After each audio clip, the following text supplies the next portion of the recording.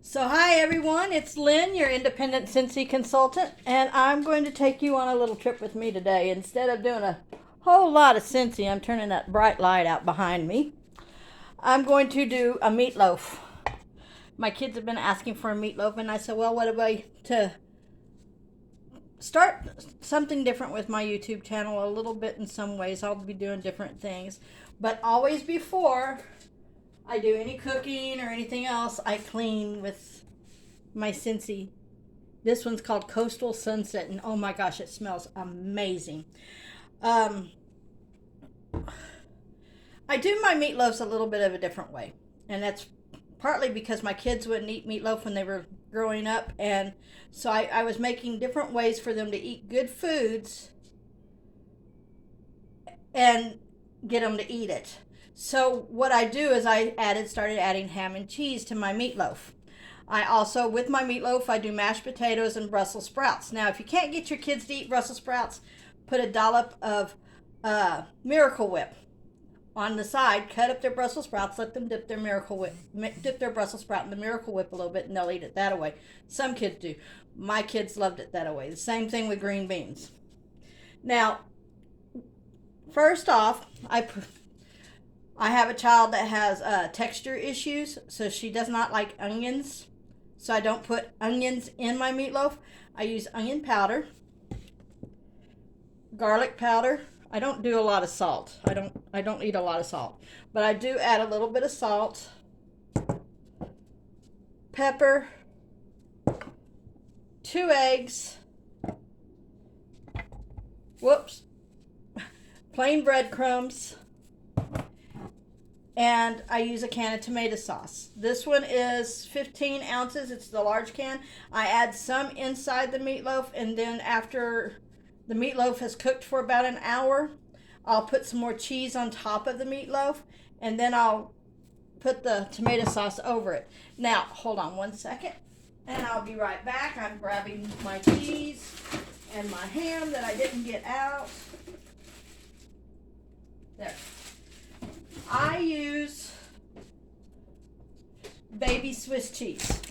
I go to the deli. I always get my cheese, the baby Swiss, and a ham. This one is actually the honey maple flavored ham.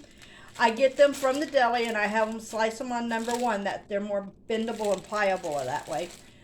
You can do any kind of ham, provolone, or any kind of ham you like. Cooked ham, baked ham, mesquite, whatever ham that you like. Same way with cheese. I have one daughter that doesn't like Swiss cheese that much, but she does like provolone, so we can do that. One of the things that I've been wanting to make a meatloaf anyway, but one of the things that prompted me to the video is my son texted me. He lives in Colorado. He just turned 27. Gosh, I'm getting old. He just turned 27 the other day, and anyway, he messages me and says, "Mom, how do you make your meatloaf?" So I'm making a video so all my kids can also learn how to make the meatloaf. So you need Reynolds wrap or parchment paper or plastic wrap, whichever you like. I kind of like Reynolds wrap, and I get the non-stick because it's more pliable when I go to roll it up. So first off, your 2 eggs into your bowl. I've got a bowl about 1 pound to 1.5 pounds, depending on the size of meatloaf you're making. If you're making more, if you've got to. Used to, when all of my kids were home, I would have to make 2 meatloafs. Now I only have to make 1. I have 1 child left at home. So there's my egg. 1 egg. There's 2 eggs.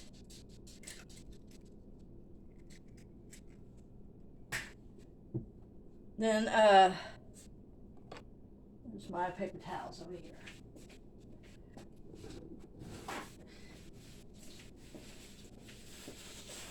Do a little bit of running around here and there. Put this right here out of the way. I flavor it. I don't use measurements on it. I just season to flavor. So I'll shake a good amount into,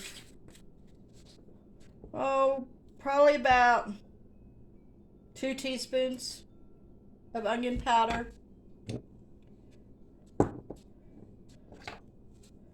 Probably about the same on the garlic.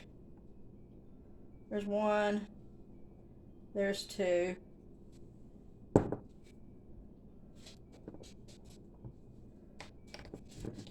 Turn that around. The pepper, about, like I said, most of the time it's just to season it to how you like it. There's one. There's two. I'm going to do a half a teaspoon of the pepper. I've never really done measurements on my seasonings because I just season to how everybody likes it. Salt. Like I said, I don't use a lot of salt. So I'm going to do about a teaspoon of that. Maybe a half. There we go. And that's it on the seasonings.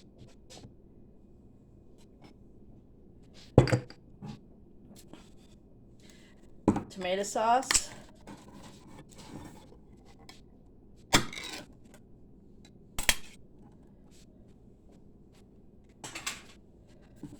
Pour about half in. I used to use crackers, saltine crackers, but I discovered breadcrumbs and liked them a lot more than pounding all the saltines down. So I use the Great Value plain breadcrumbs. Don't have to go expensive unless you want to. But I add... No. I've got some dogs going to have a problem here. Teddy bear. Okay. I'm at my sister's house doing this. So I add probably about a half a cup. Teddy bear. Little Yorkie. Thinks he's huge. So then I start mixing that all up together.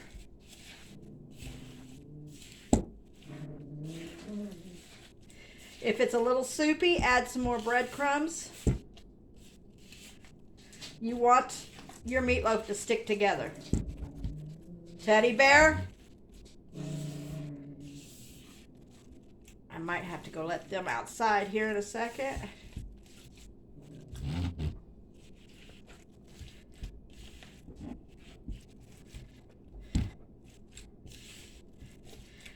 With this, I usually, like I said, I usually do mashed potatoes and Brussels sprouts. Very simple meal. You don't have to go too elaborate. If you like gravy, brown gravy over your meatloaf, you can always make some brown gravy.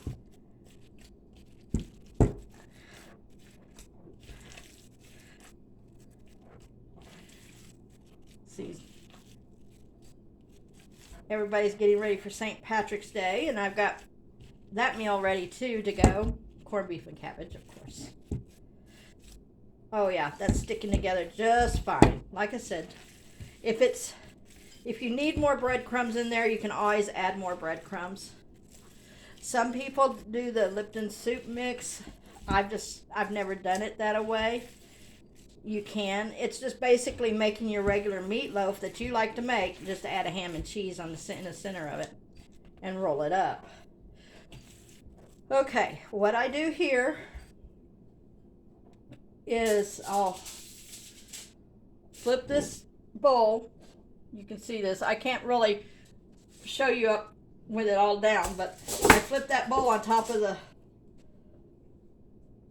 tin foil, the Reynolds wrap, and then I'll start pounding it. Not really pounding, just pressing it out to a circle, to a squarish circle that will fit in my loaf pan. You know, square on the sides. Just follow that as thin as you can get it, because you kind of want to roll this where the cheese doesn't get stuck just in the center of it, but it's rolled through it, the ham and the cheese. You don't cut the ham up or anything. You just lay it in there like you do on a sandwich.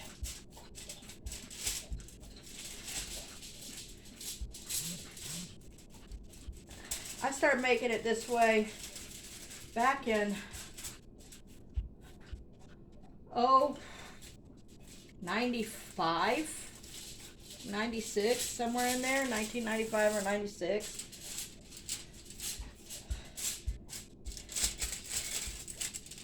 My oldest daughter is going to be 34 this year. I have a son that just turned 27. I have one that just turned 23.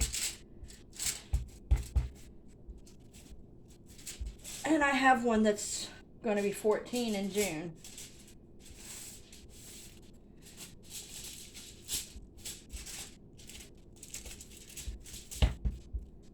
So this is fun. Comment below while I'm doing this. What's your favorite Scentsy product? Have you ever tried the Scentsy Clean products? That's the counter clean, the bathroom cleaner, and the dish soap. I mean, they are totally amazing, and the smells that freshen up your house. And I use the laundry line also. Who didn't know that we had a laundry line and a clean line, house cleaning line? Let me wash my hands. I'll be right back.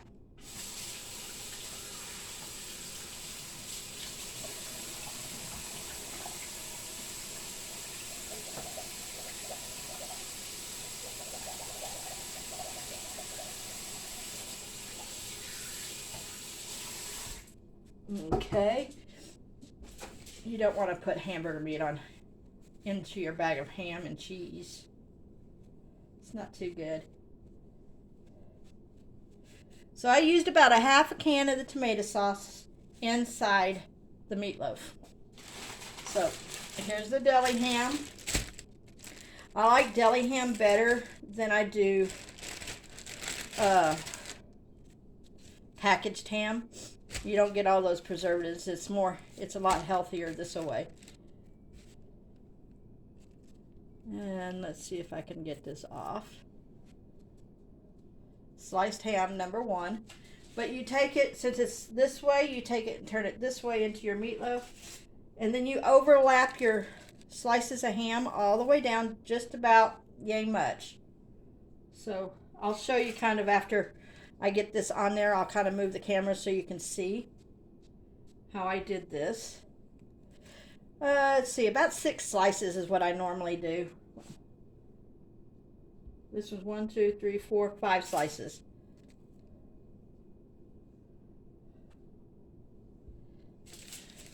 I have 2 slices left, so sandwiches, yay!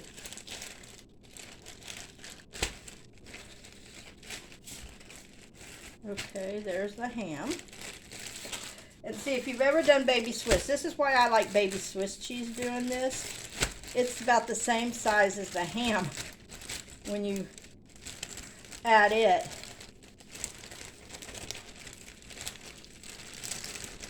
Get it out of here. See, baby Swiss, turn it this way and put it on top of the ham.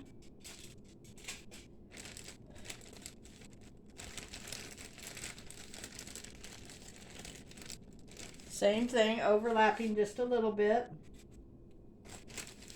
each slice.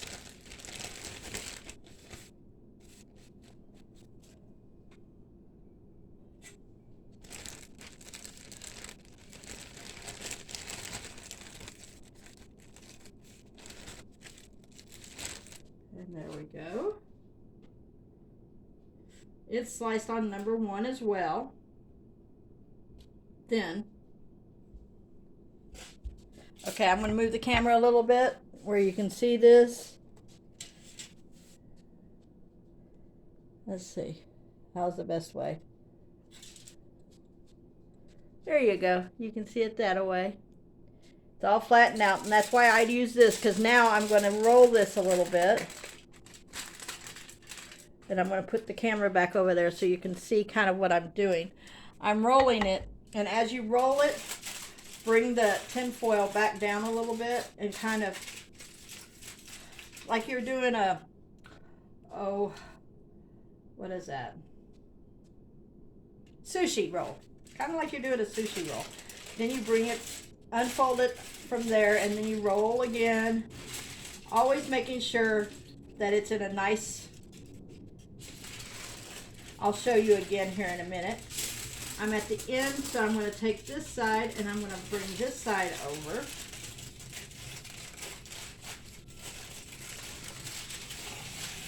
Then we take and we close up the ends with our hands, with my hands. That way the cheese doesn't run out of the sides when it's melting inside. That way when you cut it,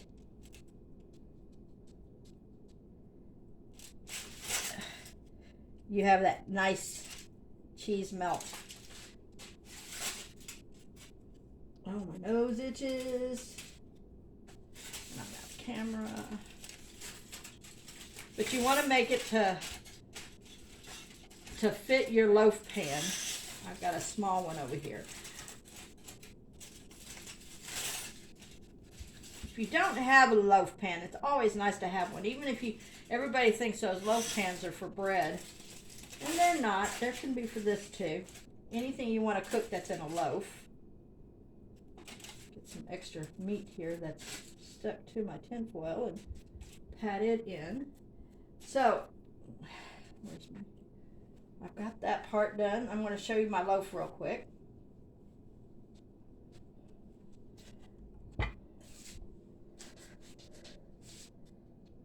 Where are you? Here you go. See, there's my little loaf. And then here's my little loaf pan. And this is where I'm hoping that it will fit. And it does. Because you take your loaf pan, put it on top. Just like that. See? I put my loaf pan on top. And then I take it. You can do this. And flip it over. And you're done with the tin foil. You got it in your loaf pan. Pat it down a little bit, get all the air bubbles out. And then it's ready for your oven at 350 degrees on a center rack. You bake it for about an hour. And then after that hour, because it should be cooked all the way through after an hour, you take some extra cheese. I've usually used 1 or 2 slices of cheese. And then you take the rest of your tomato sauce. You put the cheese down and then you take your tomato sauce and pour it over the cheese. Stick it back in the oven long enough for that cheese to melt and that tomato sauce to kind of boil a little bit and get a little brown. And then your meatloaf is ready. You pull it out and let it cool. And then you can actually, this pan won't let me do it. I had a pan that had another little pan inside, and I would pull it out and let all that oil and grease drip off of it, and then I could turn it over into a platter and cut it, and there you go. You have meatloaf. Y'all have a very blessed day. Enjoy.